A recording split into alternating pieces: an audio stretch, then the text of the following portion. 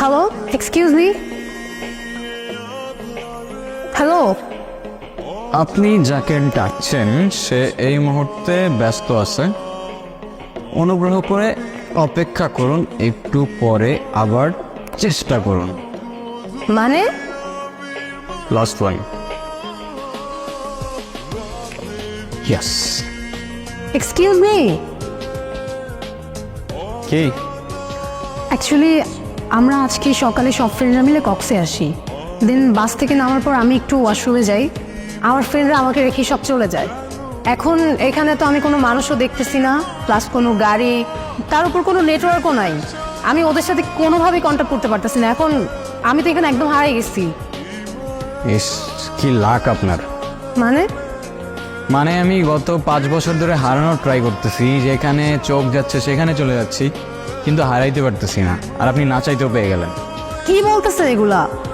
আমি সিরিয়াস, তাহলে আমাকে একটু হেল্প করুন। আর আমার আজকে আবার ঢাকায় ব্যাক করতে হবে।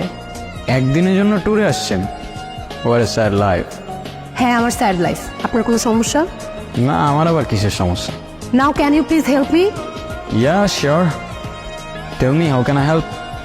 আমরা সব ফ্রেন্ডরা মিলে ইনানি বিচে যাওয়ার কথা। আমি শিওর আমার ফ্রেন্ডরা ওই বিচের আশেপাশেই আছে।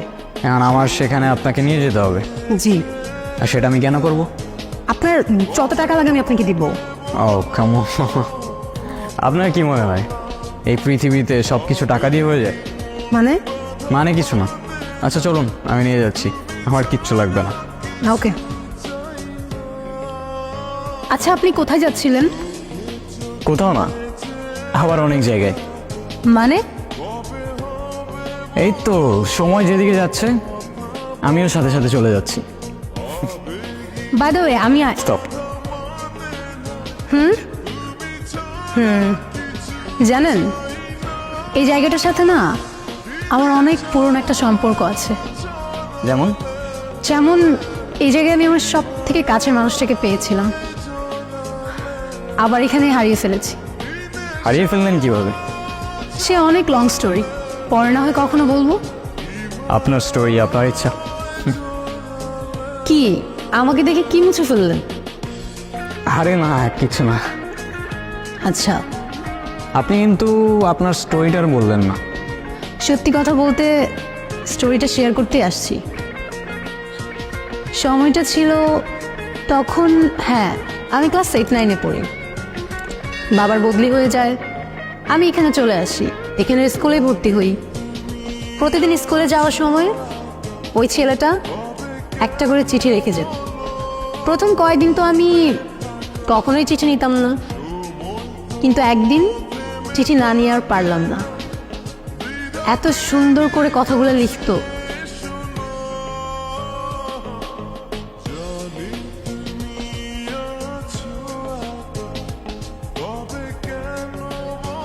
চিঠিতে যে ফিলিংগুলো ছিল সেগুলো এখনকার হোয়াটসঅ্যাপ মেসেঞ্জার জেনারেশন কখনোই ফিল করতে পারবে। প্রত্যেকটা অক্ষরে কেমন যেন মায়া ছিল। জানেন, ও প্রত্যেকটা দিন চিঠি লিখতো, প্রত্যেকটা দিন। আর এত সুন্দর করে চিঠি লিখতো, আগেই তো বললাম, মানে ওর প্রেমে পড়তে আমি বাধ্য হয়েছি। ইন্টারেস্টিং। আচ্ছা তারপর কি হলো? তারপর আর কি, ওর সাথে সাথে আমিও ওকে চিঠির উত্তর দিয়ে আসতাম। এরকম করেই কাটছিল। আমি ওকে না দেখেও ওর মায়ে পড়ে গিয়েছিল। ইউনো, আপনি যখন স্টোরিটা বলতেছিলেন না, আমার ইমাজিনেশনে সব কিছু ভাসছিল। I don't know why.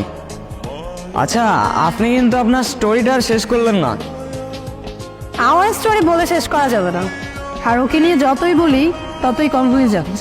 আচ্ছা, তারপরও কেন যেন আপনাকে খুব বলতে ইচ্ছা করছে। লাইফ কিন্তু একটাই, যেটা ইচ্ছা করছে এখনই করে ফেলুন। কে জানে পরে আবার সময় পাবেন কি পাবেন না। ওর সাথে আমার প্রতিদিনই চিঠি দিয়ে নেওয়া হতো। ওকে কতবার বললাম আমার সামনে এসে দেখা করতে, ও কখনো করেনি। কেন করেনি জানি না। তারপর তারপর আর কি, বাবার বদলি হয়ে যায়, আবার ঢাকায় চলে যেতে হয়। তখন তো আর ফেসবুক হোয়াটসঅ্যাপ কিছুই ছিল না, তাই ওর সাথে আমার কমিউনিকেশন রাখাটা পসিবল ছিল না। আমি ওকে অনেক খুঁজেছি জানেন, কিন্তু পাইনি। আমার সবচেয়ে বড় আফসোসটা কি জানেন? কে? যাকে আমি এতটা ভালোবেসেছি, যার মায়া এতটা পড়ে গিয়েছিলাম, তাকে আমি কখনো দেখিনি।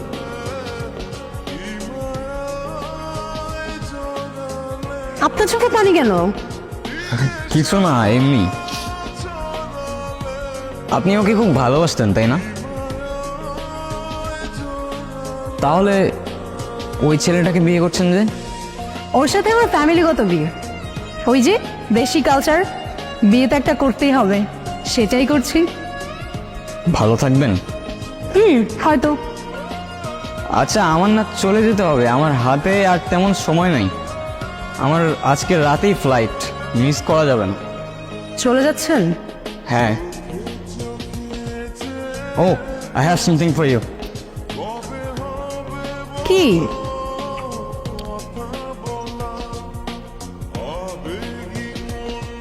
This is for you. আমার জন্য? আমার জন্য হয় কিভাবে? আপনার সাথে তো আমার আজই পরিচয়। এটা কিনলেন কখন? আপনি মজা করছেন তাই না? সময় হলে ঠিক বুঝতে পারবেন।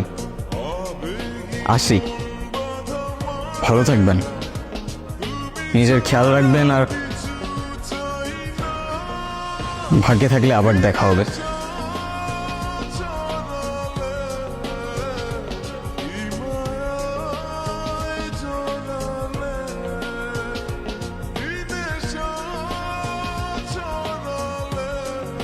আয়রা, কোথায় হারাই যাও বারবার? আমার কি আর কোনো কাজ নেই? আমি সারাদিন তোমারই খুঁজবো। আরে দেখো না, ছেলেটা চলে গেল, আর যাওয়ার আগে আমাকে এই বক্সটা দিয়ে গেল। কি করবো বুঝতেছি না। কি করবি আবার? ভিতর খুলে দেখবি না? আদম তো একজনের গিফট দিতে দেখবি না? খোল, ভিতর কি আছে দেখ। ভাই তুই শুরু করলি, তোরা ওর সাথে নেকামি শুরু করলি। তোদের নিয়ে আমি আর পারি না। আমার একটা কল আসে, তোরা যা ইচ্ছা কর, আমি কথা বলে আসি।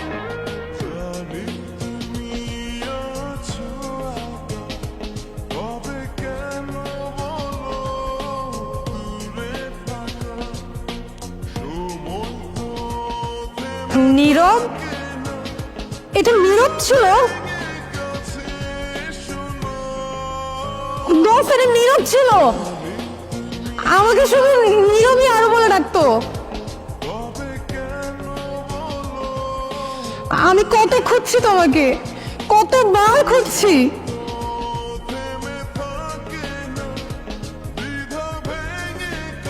আবার এত কাছে নিয়ে ফেললাম।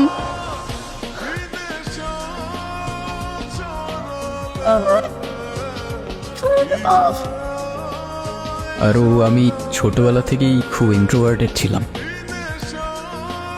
কারোর সাথে কথা বলতে পারতাম না, আর সেখানে আমি তোমায় ভালোবাসতাম। কীভাবে তোমার সামনে গিয়ে দাঁড়াতাম আমি বুঝতাম না, কিন্তু আমি সেদিন এসেছিলাম। আমি এসেছিলাম, তোমার চিঠিটা পড়ে সেখানেই দাঁড়িয়েছিলাম। প্রতিদিন আগের মতোই চিঠি দিতাম, দাঁড়িয়ে থাকতাম তোমার অপেক্ষায়, কিন্তু তুমি আর আসনি, কখনো আসনি। কয়েকদিন আগেই তোমার খোঁজ পেলাম, শুনলাম তোমার বিয়ে হয়ে যাচ্ছে। তোমাকে শেষবারের মতো দেখার লোভটা আর সামলাতে পারলাম না। জানো, তোমাকে এত কাছে পাওয়ার পর তোমার থেকে দূরে যেতে প্রচন্ড কষ্ট হচ্ছে। আফসোস করে কি হবে বলো? ভাগ্যের লিখন কে খণ্ডাতে পারে? হয়তোবা পারে, জানি না। ভালো থেকো, আর ভালোবাসা নিও আরো। নিজের খেয়াল রেখো। আর হ্যাঁ,